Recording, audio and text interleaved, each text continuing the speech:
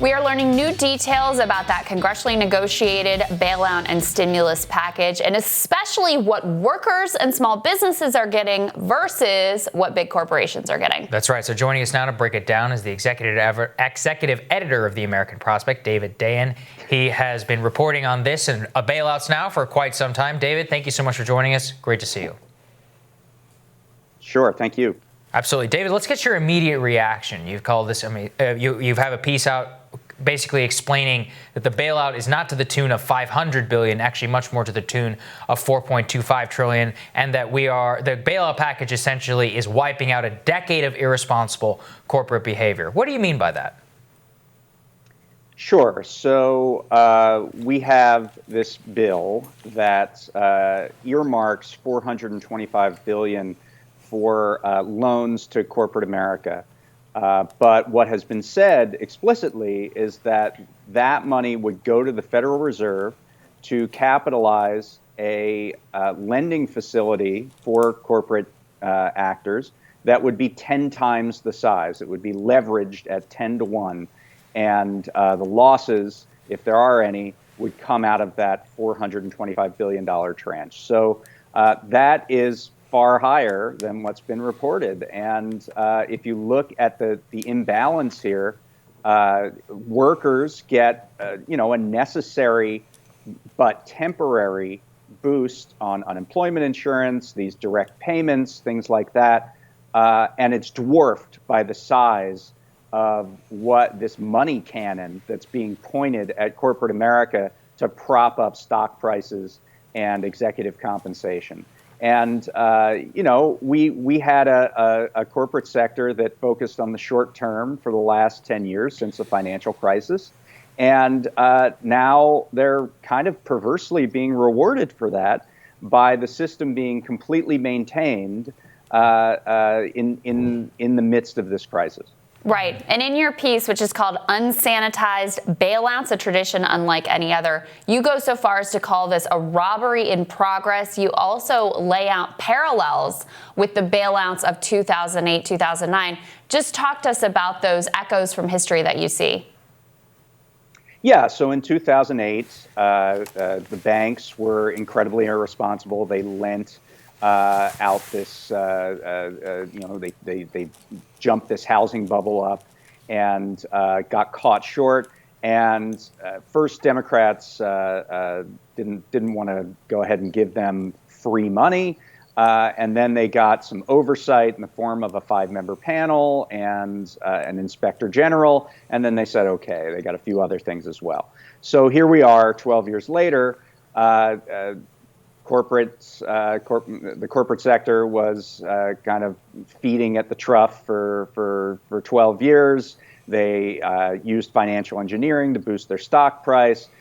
They took no real care of workers. They boosted inequality to extreme degrees. They get caught short because of a pandemic that's not of their doing. But they say what we now need is trillions of dollars in bailout money. Which is, I think, well above the level of pain that they are going to see in the long term. And Democrats say no, and then they're given a 5-member oversight panel and an inspector general, just like in TARP, and then they agree to it. So there are a lot of parallels here. And so, David, one of the things I'm reading with great interest here is you're talking about how corporations with access to this $4.25 trillion will be able to use this in the future to increase executive compensation, possibly even purchase other distressed businesses. So another thing I've seen, friend of the show, Matt Stoller, talk about here is that this could actually lead to significant corporate consolidation over the years as a result of this bailout package. Is that your read on the situation as well? I think that's certainly true. I mean, you have these large corporations getting this kind of concierge service from the Federal Reserve, getting hundreds of billions, trillions of dollars. And on the other end, you have millions and millions of small businesses that are suffering in this crisis who have a separate program of $300 billion that's administered by the Small Business Administration, which is known widely as the worst federal agency in the government, that takes months, if not years, to delay funding for these loans. And one key factor of this is that small businesses, in order to get those loans forgiven, have to keep people on the payroll. But big businesses do not have that obligation. They can be completely flexible. They can fire workers and still get this bailout money and have no problem with it. And so I just see that if you look at the difference in the amount of money, and if you look at the difference in the obligations that are put on small business relative to big business, that you're going to see a lot of small businesses wiped out and big businesses well positioned to take over a lot of those spaces, whether you're talking about retail or online commerce or the restaurant sector or whatever. Large businesses are going to be in a very advantageous position to take over, and that's going to necessarily, I think, create some consolidation. There's also no restrictions within the lending facility from the Fed on using that money for M&A, mergers and acquisitions, or buying distressed companies. So certainly they're going to do that. Yeah, which so again is exactly what we saw out of 2008. We saw this sort of consolidation, which contributed to massive, continuing to skyrocket inequality. You saw the same dynamic that you laid out before of Democrats, since they got some kind of something in terms of oversight and are now essentially complicit in all of this. So they're going to be unable to really push for more. What should they have tried to get from these companies if they were going to get a bailout? Remembering that Boeing CEO came out and said, you know what, if the government was going to take an equity stake in our company, we don't even want or need the money. So even the idea that these companies necessarily need this money right now is very much called into question. Right. And at that point, they should have said goodbye, Boeing. I mean, equity stakes are what you would do if you are, going to buy a car, and the person who's selling you the car says, well, you can drive the car around sometimes, but I still own it, and I'm going to take it wherever I want to spin. I'm going to take it on a trip up the coast if I want. You would not agree to that deal. The American taxpayer just bailed out a large set of corporations. They don't even know which at this point because it's at the discretion of the Treasury Secretary and the Federal Reserve. And they did not get any equity. It doesn't appear. I mean, we'll see the text language pretty soon, but it doesn't appear that they got any equity for that bargain. And that, I think, is just wrong. I mean, even in 2008, there were some minor equity stakes that were given to the government in exchange for the large amount of support that they gave. And I don't see that here. And that is the number one thing that I think is lacking. There are also, conditions that you could have put on here. There is a ban on buybacks, but only through the term of the loan, so that the year after they could do these kinds of maneuvers that leak out money to investors, and they can even do it during the loan in the form of dividends.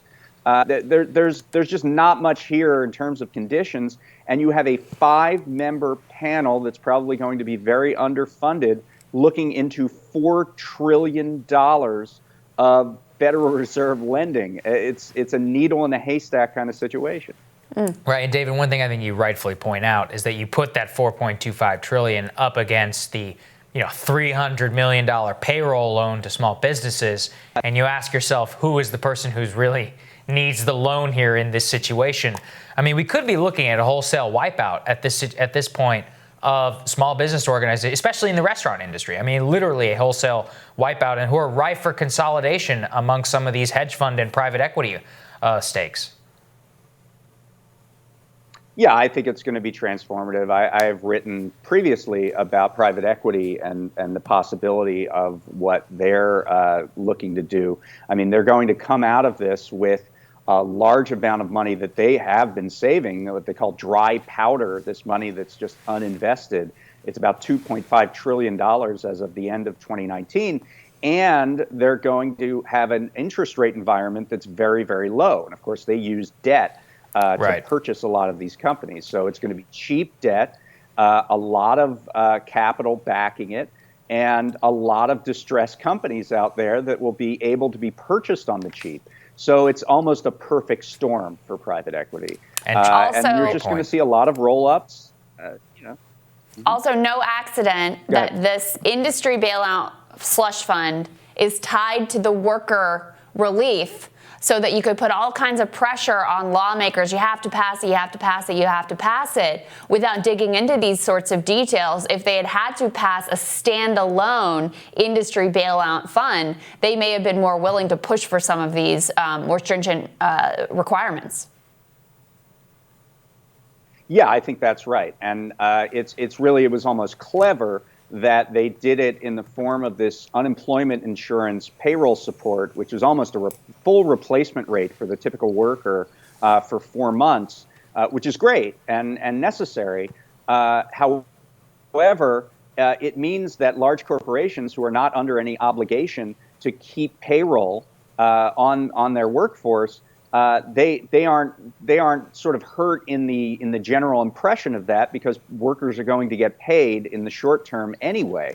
And so that gives corporations a lot of flexibility. Maybe they wanted to downsize anyway. They certainly can do that without the stigma of putting workers out on the street with nothing, because there is this support from the government. It's almost like a government backstop for downsizing.